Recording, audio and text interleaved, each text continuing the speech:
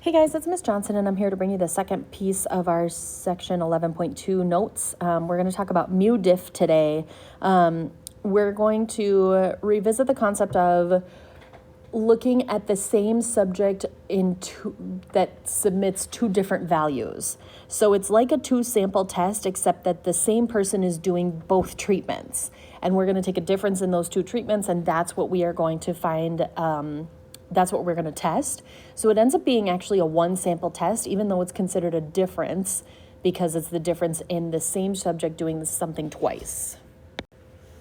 So this is where we have the null hypothesis being Udiff is equal to whatever our hypothesized value is. Typically it's 0. So Udiff is equal to 0, and then our alternative could be either greater than, less than, or not equal to. We still have the same conditions as we always do. 10% is if we're sampling. So 10% might not come into play here, but sometimes it does. Then the one sample t-test, this becomes a one sample test. So it's a one sample t-test where you take the difference in means minus 0, which is your null value, and then you take the standard deviation of the difference divided by the square root of n of the difference. All right, so let's practice one. It says researchers designed an experiment to study the effects of caffeine withdrawal. They recruited 11 volunteers who were diagnosed as being caffeine dependent to serve as subjects. Each subject was barred from coffee, colas, and other substances with caffeine for the duration of the experiment. If any of you know me, I definitely could have participated in this, and I probably would have, given them some good data, take my coffee away from me, and could not be okay. During one 2-day period, subjects took capsules containing their normal caffeine intake. During another 2-day period, they took placebo capsules. So the same 11 people did 2 different treatments. That's how this is a little bit different than a 2-sample test. It's technically only a 1-sample test. They're just doing 2 different treatments. Okay, the order in which the subjects took the caffeine and the placebo was randomized. At the end of each 2-day, that's where the randomization comes in, or random assignment. At the end of each 2-day period, a test for depression was also given to all 11 subjects. Researchers wanted to know whether being deprived of caffeine would lead to an increase in depression. That's supposed to say the table displays data on the subject's depression scores. Higher scores show more symptoms of depression. Okay, so here's your caffeine intake, here's your placebo intake, and we're going to take a difference of those two things. All right, so do the data provide convincing evidence at the alpha 0.05 significance level that caffeine withdrawal increases depression score on average for subjects like the ones in the experiment? So we need to perform a test here. So our first thing is going to be our statement. So we're going to state we want to test. Our null is that the mu diff is equal to 0. The alternative is that the mu diff is greater than 0. We're saying that the score for depression increased when they were taking the placebo. So take the caffeine away, depression symptoms increase. Okay, that's what they're asking. That's what the experiment is testing. So then we need to state what mu diff is. So where mu diff is the true mean difference in depression scores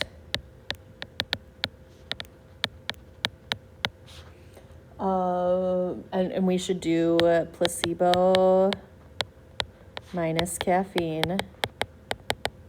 Okay, because that's what we're doing. We're doing this minus that to show a positive score to see if the placebo is higher.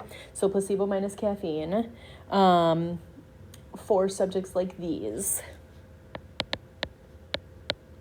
And then let's state our alpha level too. These. And we will test at alpha equaling 0.05. That has to be stated at the beginning. That has to be stated in your state step. Okay, this right here. You can't go through and perform the test and then state your alpha level after. That's not okay. All right, so now let's do the plan. So for plan, this is a 1 sample t-test for Udiff.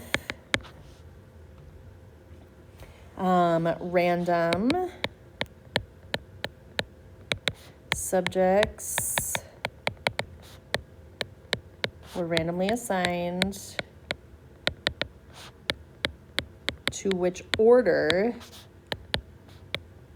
they received the treatments, which order they received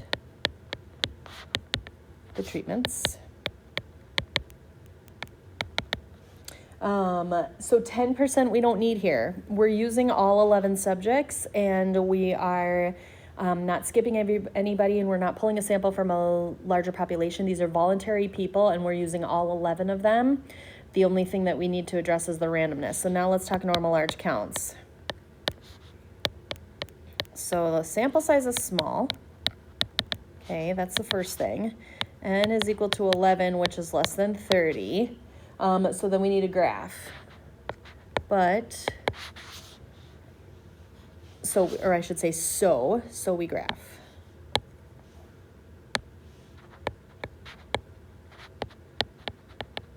Okay. So what I'm going to do here is I'm going to put the difference down below. Okay. I'm going to make a new row for the difference in the two. And remember, I'm doing placebo minus caffeine. So I'm just going to go down the line here. 16 minus 5 is 11. 23 minus 5 is 18. 5 minus 4 is 1. 7 minus 3 is 4. That's a 6. That's a 19. That's a 6. That's a 3. That's a 13. That's a 1. And that's a -1. Okay. So if I put those on a dot plot, okay, so this is Udiff of placebo minus caffeine, and my dot plot looks like I need to go from -1 up to about 20, so I'm going to say 0, 5, 10, 15, 20. 5, 10, 15, and 20. Here's what my dots look like. I've got an 11, I've got an 18, I've got a 1, I have a 4, I have a 6, I have a 19, I have another 6, I have a 3, a 13, a 1 again, and a -1. Okay, so there's my dot plot. No real strong skew, and no real strong outliers. So the graph shows no strong skew or outliers. Okay. All right, so now let's do the do portion. So for do, the do portion looks like this. My X bar diff, here's where I'm going to put that data that I just had into my stat editor. I'm not going to mess around with the L1 minus L2. I'm just going to go ahead and put the straight differences that I just calculated by hand into my L1. You could put placebo in L1, caffeine in L2, and then in L3 you could tell your calculator to do L1 minus L2, but since I just did the differences, I'm going to go ahead and put those ones in. All right, so I went ahead and typed all my differences into my L1, and then I did my one variable stats. So my Udiff looks like this, 7.36. My S diff looks like 6.92 roughly. My N diff is 11. Okay. Here's your test statistics. So T is equal to 7.36 minus the parameter, which is 0. And then I have 6.92 divided by the square root of 11 in the denominator.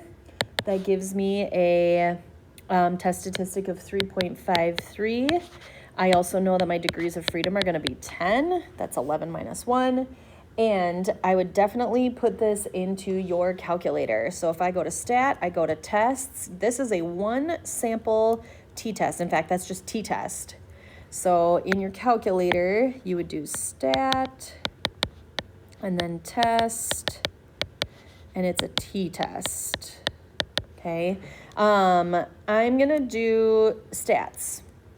So my mu is, my parameter is 0. My x bar is at 7.36. My s of x is 6.92. And in fact, my calculator is so smart that it just pulled it from my one variable statistics that I just had. And I want greater than for my p-value. So when I do my one variable stats here, I get that test statistic of 3.53, which I already had done in my calculator, but I get a p-value of 0.003 roughly, or 27 you could call it, okay? So these are the two things that you're really looking for, this test statistic and also the p-value. Those are your two things that you actually want. So now let's do our conclusion. So for my conclude statement, because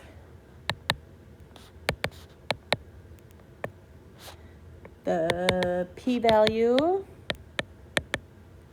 of 0.0027 is less than my alpha value of 0.05, we reject the null.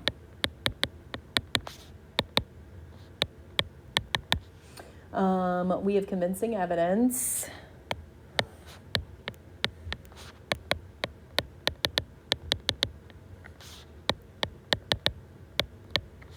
that the caffeine withdrawal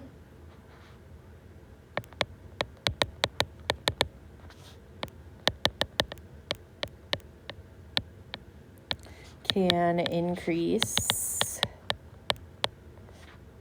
depression test scores. And this is where you always want to say, because it was an experiment and not pulling from a larger sample of subjects like these, like the ones in the test, like the ones in the study, I should say.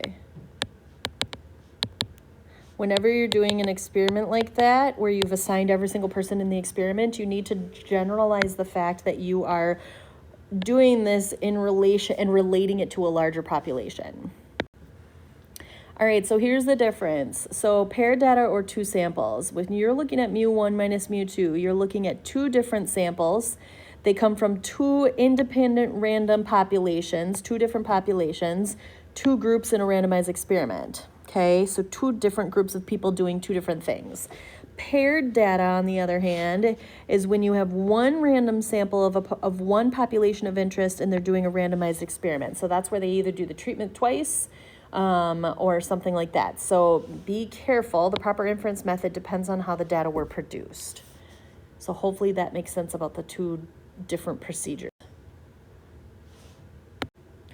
So we're just going to go through a few examples here and decide what type of procedure we would use. So in each of the following settings, decide whether you should use two sample T procedures to perform inference or paired T procedures to perform inference. Explain your choice. So it says, before exiting the water, scuba divers remove their fins. A maker of a scuba equipment advertises a new style of fins that is supposed to be faster to remove. A consumer advocacy group suspects that the time to remove the new fins may be no different than the time required to remove the old fins. 20 experienced scuba divers are recruited to test the new fins. Each diver flips a coin to determine whether they wear the new fin on the left foot and the old fin on the right foot, or vice versa. The time to remove each type of fin is recorded for every diver. So would we use mu diff or would we use mu1 minus mu2? Okay, so this is, I would say, a paired T procedure, or in other words, mu diff here. And that's because each experimental unit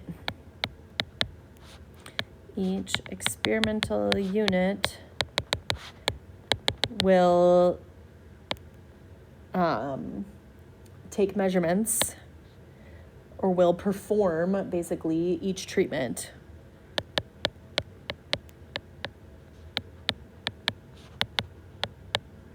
So because this is the same experimental unit doing each treatment, one on one foot, one on the other foot, this is a mu diff because you've got one population that is doing each of two treatments. Every person in the experiment is doing both treatments. So let's take a look at the next one. To study the health of aquatic life, scientists gathered a random sample of 60 white piranha fish from a tributary in the Amazon River during 1 year. The average length of those fish was compared to a random sample of 82 white piranha from the same tributary a decade ago. So now you're looking at two different populations of fish. So this is a two-sample T procedure.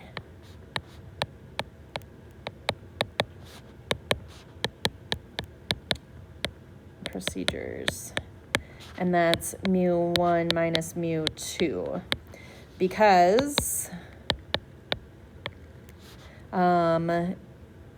two samples from two different populations.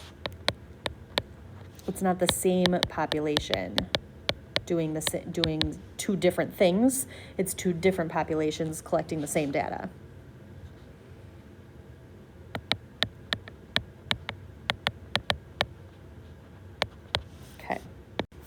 Take a look at one more. It says, can a wetsuit deter shark attacks? A researcher has designed a new wetsuit with color variations that are suspected to deter shark attacks. To test this idea, she fills two identical drums with bait and covers one in the standard black neoprene wetsuit and the other in the new suit. Over a period of 1 week, she selects 16 two-hour time periods and randomly assigns 8 of them to the drum in the black wetsuit and the other 8 with the new wetsuit.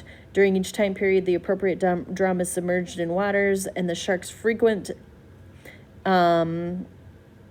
number of times the shark bites the drum is recorded. So they're testing wetsuits over the drum covered in shark bait. 2 different wetsuits assigned to the drum independently, randomly. So because these are different hours of the day, they're technically different populations. It's not like you picked the same hour of the day and did it 2 different ways. You picked 8 different hours of the day. So this is technically a 2-sample T procedure. Okay, so because 8 hours randomly assigned to one treatment,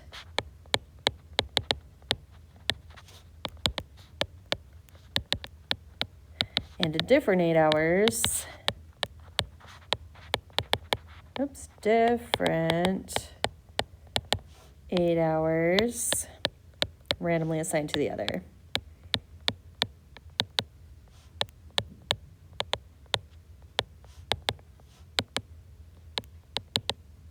All right. Okay. So that takes us to the end of our section 11.2. This is the end of chapter 11. Thanks for tuning in, and I will catch you when we kick off chapter 12 in our next lesson video. See you next time. Thanks.